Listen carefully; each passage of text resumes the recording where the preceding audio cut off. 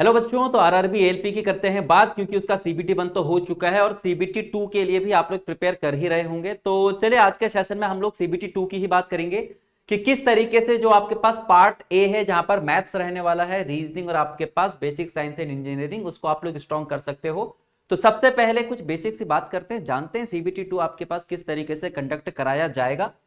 ठीक है, तो सबसे पहले अगर हम बात करते हैं सीबीटी 1 होने के बाद सीबीटी 2 में जो है, यहां पर सबसे इंपॉर्टेंट पॉइंट ये है कि सीबीटी 2 में जो है वो आपके पास 15 टाइम्स जो एप्लीकेंट है वो लिए जाएंगे।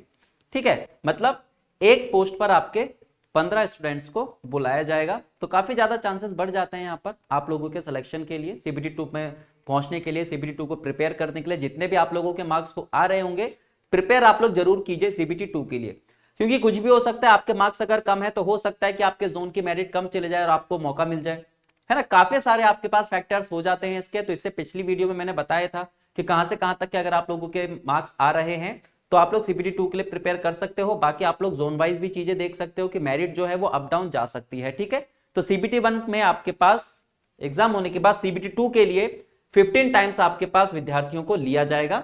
ठीक है, अच्छा, अब यहां पर सीबीटी 2 की बात अगर हम करें तो टोटल जो आपके पास सीबीटी 2 में होगा उसमें आपके पास दो पार्ट होंगे। एक पार्ट ए होगा और एक पार्ट क्या होगा, आपके पास बी होगा। हालांकि सारी चीजें आप लोग को पता ही होगी, लेकिन वही बात है ना, जब चीजें आप लोग प्रिपेयर करते हो तो हर एक छोटे से छोटा पॉइंट आप लोगों को पता होना चाहिए। तो टोटल आपके पास दो पार्ट में ये आपका एग्जाम होगा, जिसमें से जो आपके पास टोटल क्वेश्चन है वो 175 यानी 175, और इसके लिए यानी ये जो आपके पास दो पार्ट हैं इसके लिए आपको टाइम टोटल कितना दिया जाएगा, 2 घंटे 30 मिनट। यानी कि 2.5 घंटे में आप लोगों को ये दोनों के दोनों पार्ट करने हैं। और ये पेपर जो आपके पास दो पार्ट में डिवाइड है, उसमें से जो पार्ट ए है वो आपको 90 मिनट का मिलेगा, जिसमें आपके कितने क्वेश्चन होंगे, 100 क्वेश्चन होंगे। और पार्ट बी जो है वो आपके पास 60 मिनट यानी कि 1 घंटे का होगा, और इसमें आपको टोटल कितने मिलेंगे, 75 क्वेश्चन मिलेंगे। नेगेटिव मार्किंग का ध्यान रखना कि हर किसी में आपके पास नेगेटिव मार्किंग जो है वो कितनी है, 1/3 रहने वाली है। यानी 3 क्वेश्चन अगर आप गलत करते हो तो 1 नंबर आपका काट दिया जाएगा। ठीक है, normalisation of marks will be done for CBTs held in multiple shift. Obvious सी बात है, अलग अलग शिफ्ट में अगर आपके पास पेपर होगा तो नॉर्मलाइजेशन भी वहां पर किया जाएगा। बाकी पार्ट ए की अगर हम बात करें तो मिनिमम पासिंग परसेंटेज जो है वो आपके पास यूआर ईडब्ल्यूएस के लिए 40% है।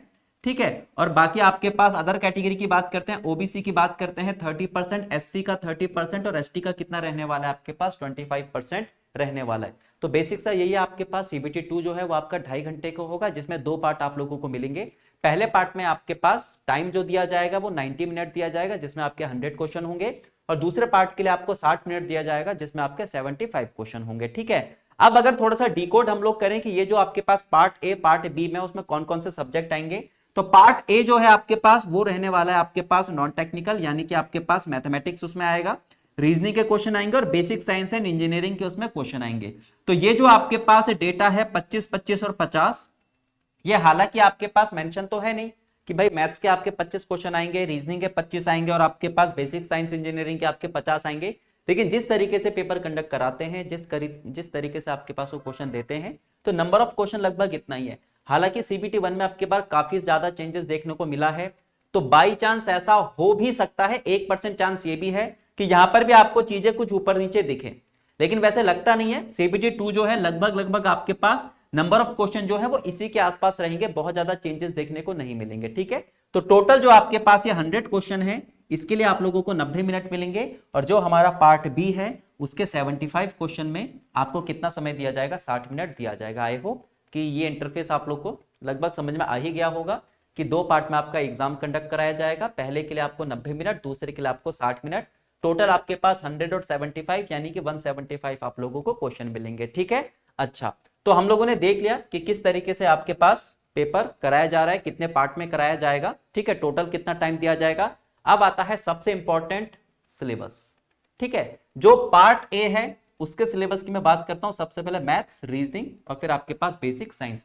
मैथ्स की बात करें तो सीबीटी 1 से बहुत ज्यादा अलग है नहीं, वही सारी की सारी चीजें हैं। जरा ध्यान से देखो, नंबर सिस्टम, बॉड मास, डेसिमल नंबर्स, फ्रैक्शंस हो गया, एचसीएफ एलसीएम हो गया, रेशियो प्रोपोर्शन हो गया, परसेंटेज हो गया, mensuration, time in work, time in distance, simple compound interest हो गया, प्रॉफिट एंड लॉस हो गया, अलजेब्रा हो गया, ज्योमेट्री, ट्रिग्नोमेट्री, एलिमेंट्री स्टैटिस्टिक्स हो गया, square roots, age calculation, calendar, cock, clock, pipe system, ये सारे के सारे, मतलब कुछ भी अलग नहीं है। सीबीटी 1 के लिए आप लोगों ने बहुत अच्छे से प्रिपेयर कर रखा होगा, बस थोड़ा सा और पुश करना है अपने आप को, थोड़ा सा और अपने आप की स्किल को आप लोगों ने पॉलिश करना है, और सीबीटी 2 भी आप लोग आराम से कर सकते हो, ठीक है, मैथ्स के क्वेश्चन को। रीजनिंग की बात करते हो तो यहां पर भी सेम टू सेम वैसा ही है। एनालॉजी हो गया आपके पास, अल्फाबेटिकल, नंबर सीरीज हो गया आपके पास, कोडिंग डिकोडिंग हो गया, मैथमेटिकल ऑपरेशन हो गया, रिलेशनशिप, सिलोगिज्म हो गया, जंबलिंग हो गए, वेन डायग्राम, डेटा इंटरप्रिटेशन हो गया आपके पास, डिसीजन मेकिंग हो गया, सिमिलैरिटीज हो गया, डिफरेंसेस हो गया, एनालिटिकल रीजनिंग हो गया आपके पास, डायरेक्शन हो गया, स्टेटमेंट आर्ग्यूमेंट्स वगैरह हो गया। नॉन वर्बल का पोर्शन आपके पास, हालांकि पेपर में इससे पहले जो हुआ आपका सीबीटी 2 में 2024 वाला, 2025 वाला, उसमें तो दिया नहीं गया था, ठीक है। तो अब की बार भी चांस यही है कि नॉन वर्बल आपके बनेंगे नहीं, तो बहुत ज्यादा अलग नहीं है, चीजें आप लोगों ने अच्छे तरीके से पढ़ी हुई है। दोबारा से चीजों को आप लोग रिवाइज कीजिए, ताकि अब की बार आप सीबीटी 2 में और अच्छे से क्या कर सके, मार्क्स ला सके। तो यहां पर मैंने आपको बिल्कुल बेसिक सी चीजें बताई सीबीटी 2 के लिए, कि कितने पार्ट में आपके पास एग्जाम होगा, ठीक है, किस पार्ट के लिए कितना कितना टाइम दिया जाएगा, नेगेटिव मार्किंग कितनी रखी गई है इसमें, कितने गुना विद्यार्थी इसमें बुलाए जाएंगे सीबीटी 2 के लिए। सिलेबस हमने देखा मैथ्स और रीजनिंग का, बाकी आपका बेसिक साइंस इंजीनियरिंग, यानी इसके बाद आपको अतेंद्र सर बताएंगे कि कौन कौन से टॉपिक आप लोग को लेकर चलने हैं, ठीक है। तो सर को बुलाता हूं मैं।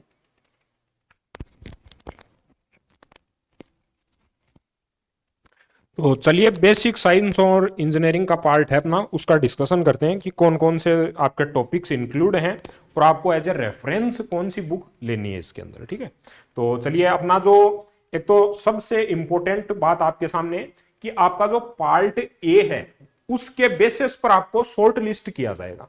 बी पार्ट है वो केवल और केवल आपके क्वालिफाइंग नेचर का है। तो ए पार्ट की इंपॉर्टेंस तो आपको पता लग गई, क्योंकि ये फाइनल मेरिट लिस्ट बनेगी, उनके अंदर काउंट होंगे। आपका जो सीबीएटी टेस्ट होता है इसके बाद में, सीबीटी 2 के बाद में फाइनल मेरिट लिस्ट बनती है, उसके अंदर यहां पर आपके जो मार्क्स आते हैं उसके बेसिस पर आपको शॉर्ट लिस्ट किया जाएगा। तो यहां पर आपको मैक्सिमम नंबर ऑफ मार्क्स है वो गेन करनी है। अच्छा, मैक्सिमम नंबर ऑफ आपको पार्ट ए के अंदर गेन करने में जो अपना part basic science and engineering का जो पार्ट है वो लगभग सिनेरियो रहा है कि 50%, अकेला 50%, मतलब आपके आउट ऑफ 100 क्वेश्चन रहते हैं उनमें 50% पार्ट का रोल अकेला basic science and engineering play करता है। अभी ये जो आपको सिलेबस दिया गया है complete basic science and engineering करके, अपना जो कंप्लीट जो यहां पर डिवाइड किए गए हैं टॉपिक्स को, उनको अपने सिस्टमेटिक अरेंज करके मैं आपको बताता हूं कि आपको किस वे के अंदर इनको पढ़ना है, ठीक है। तो बेसिक साइंस एंड इंजीनियरिंग का जो अपना पार्ट है उसको स्प्लिट कैसे करना है, 5 पार्ट्स के अंदर स्प्लिट करके पढ़ना है। कौन से 5 पार्ट होंगे?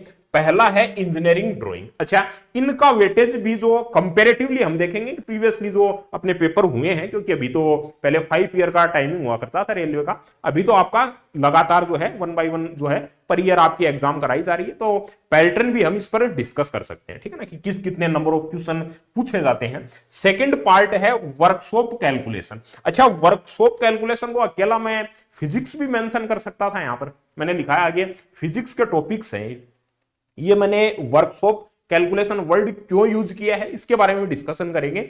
यहां पर एज ए रेफरेंस आपको काफी बार जब भी मैंने आपको साइंस के बारे में डिस्कशन किया है तो एनसीईआरटी एज ए रेफरेंस में आपको बोलकर चला था, लेकिन यहां पर हम सीबीटी 2 के अंदर जो आपका बेसिक साइंस एंड इंजीनियरिंग वाला पार्ट है उसमें आपको निमी को आप एज ए रेफरेंस जो है वो लेकर के चलेंगे, ठीक है ना।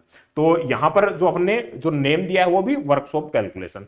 थर्ड पार्ट है आईटी जो लिटरेसी है उसके बारे में, इन्वायरमेंट के बारे में, और जो ऑक्यूपेशनल सेफ्टी एंड हेल्थ। तो ये 5 टॉपिक्स के अंदर अपने स्प्लिट कर दिया। अब इनके अंदर वेटेज कितना कितना है इनको डिस्कशन कर लेते हैं। सबसे पहले तो अगर हम बेसिक साइंस एंड इंजीनियरिंग का डिस्कशन करते हैं उस टाइम पे सबसे ज्यादा एज ए फियर या फोबिया में बोलूं तो इंजीनियरिंग ड्राइंग को लेकर ही रहता है। तो आप यहां प्रीवियसली मैं आपको अगर इसका बताऊंगा वेटेज कितना है तो आपको उससे एक मोटिवेशन भी फील होगा। इंजीनियरिंग ड्राइंग का जो पार्ट है उससे लगभग यहां से आपके सामने 6 to 9 क्वेश्चन, लगभग 6 से 9 क्वेश्चन आपके सामने पुट किए जाते हैं। यहां पर सबसे मैक्सिमम नंबर ऑफ क्वेश्चन अपना जो वर्कशॉप कैलकुलेशन या जो फिजिक्स के मैं टॉपिक्स बोलूं उनसे सबसे ज्यादा लगभग 30 से 35 प्रश्न, 30 से 35 प्रश्न हैं वो अकेला हमारे को यहां से पूछे जाते हैं वर्कशॉप कैलकुलेशन से। लगभग इन तीनों पार्ट में मिलाकर 5 से 8 क्वेश्चन आपके सामने पुट किए जाते हैं। तो इस टाइप से आप लगभग मान सकते हो कि यहां से अपने 40 से 50 क्वेश्चन है वो आपको अकेला 50% वेटेज जो है आउट ऑफ 100 क्वेश्चन की अगर मैं बात करूं पार्ट ए के अंदर, तो 50% वेटेज अपना बेसिक साइंस एंड इंजीनियरिंग का रहता है। उसमें भी सबसे हैवी इंपैक्ट कौन क्रिएट करता है, जो अपना वर्कशॉप कैलकुलेशन वाला पार्ट है। और वर्कशॉप कैलकुलेशन के अंदर टॉपिक्स कौन कौन से हैं, वही टॉपिक्स जो हमने एज ए अपन जो साइंस का पार्ट हमने फिजिक्स कवर किया था उसी के टॉपिक्स हैं। उनके अंदर कुछ टॉपिक्स और ऐड करने हैं आपको। कौन से टॉपिक्स करने हैं, सिंपल मशीन एंड लीवर आपको जो है साथ में कवर करना है। बाकी इनके अलावा बाकी टॉपिक्स के अंदर भी एज ए रेफरेंस हमें चेंज करना है। आपको निमी को रेफरेंस लेकर के चलना है जो आईटीआई के पॉइंट ऑफ व्यू से, ठीक है ना। तो उसी के बेसिस पर अपन इंजीनियरिंग ड्राइंग को भी कवर करेंगे निमी के बेसिस पर। जो स्टैंडर्ड हमें रेफरेंस जो अपन ने लेकर के चलेंगे, स्टैंडर्ड जो लेकर के चलेंगे, अब एनसीईआरटी के बजाय आपको शिफ्ट करना है दैट इज निमी पैटर्न को। निमी पैटर्न के अकॉर्डिंग ही आपके सामने एग्जैक्ट क्वेश्चन पूछे जाते हैं इंजीनियरिंग ड्राइंग से, वर्कशॉप कैलकुलेशन से, या फिर हम इन्वायरमेंट की बात करें, आईटी की बात करें, या फिर आपके सामने जो सेफ्टी एंड हेल्थ का जो टॉपिक अपना है वहां से क्वेश्चन। सब टॉपिक्स जो हैं रेफरेंस किसको पुट करता है, निमी को आप जो है फॉलो करके चलेंगे। तो यहां पर भी आप वेटेज भी जैसे देख पा रहे हैं कि इंजीनियरिंग ड्राइंग का जो वेटेज है वो कंपैरेटिवली कम है। और यहां पर जो टॉपिक्स आपको लिखे गए हैं दैट इज इंस्ट्रूमेंट से आपसे क्वेश्चन पुट करता है, सिंबल्स से, ड्राइंग की लाइन से रिलेटेड, और डायमेंशनिंग और जो लेटरिंग से रिलेटेड, जो ज्योमेट्रिकल कंस्ट्रक्शन है उनसे रिलेटेड, और प्रोजेक्शनल व्यूज के बारे में जो आपने जो अगर डिप्लोमा स्टूडेंट हैं तो उन्होंने स्टडी किया है, और जो इंजीनियरिंग के बीटेक स्टूडेंट भी हैं उन्होंने भी फर्स्ट ईयर में जो आपका इंजीनियरिंग ड्राइंग का पार्ट था वहां से हम जो बेसिक स्टडी करके चलते हैं इंजीनियरिंग ड्राइंग के अंदर, ठीक है। तो इसको समरी फॉर्म के अंदर पढ़ना जरूरी है।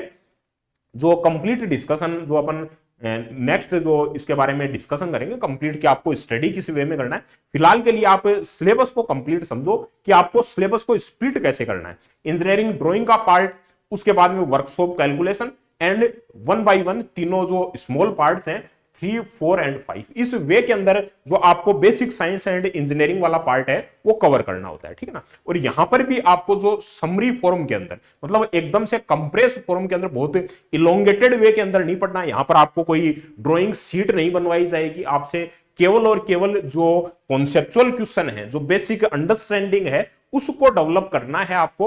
और जो एग्जाम ओरिएंटेड स्टडी है इंजीनियरिंग ड्राइंग के रिगार्ड में अगर बोलूं सबसे ज्यादा, क्योंकि आपको रिलेट कर पाओगे सबसे ज्यादा तो वर्कशॉप कैलकुलेशन से, और बाकी टॉपिक्स भी इन्वायरमेंट आप काफी बार पढ़ते हो, सेफ्टी एंड हेल्थ वाला टॉपिक्स है उसके कुछ सिंबल्स आपको ध्यान में रखने पड़ेंगे। जो आईटी लिटरेसी, कंप्यूटर से रिलेटेड आप स्टडी आपकी बहुत बार किया हुआ भी है, ये टॉपिक सबसे ज्यादा आपको इंपैक्ट क्रिएट करेगा। जो आप बोलते हो कि इंजीनियरिंग ड्राइंग है वो टिपिकल माना जाता है कंपैरेटिवली, तो यहां पर एकदम समरी फॉर्म के अंदर और बेटर नोट्स फॉर्मेशन के साथ आपको एग्जाम के अंदर जो है अपीयर होना है। तो ये अपना कंप्लीट डिस्कशन है जो हमने आपको जो अपना पार्ट ए है उसके रिगार्ड किया, बेसिक साइंस एंड इंजीनियरिंग, ठीक है। तो आपको 5 पार्ट्स में डिवाइड करके चलना है, किस वे के अंदर पढ़ना है, या कंप्लीट हमने जो बेसिक साइंस एंड इंजीनियरिंग का डिस्कशन किया, ठीक है। तो आज के सेशन को फिर यहीं पे बाइंड करते हैं। Okay, thank you dear.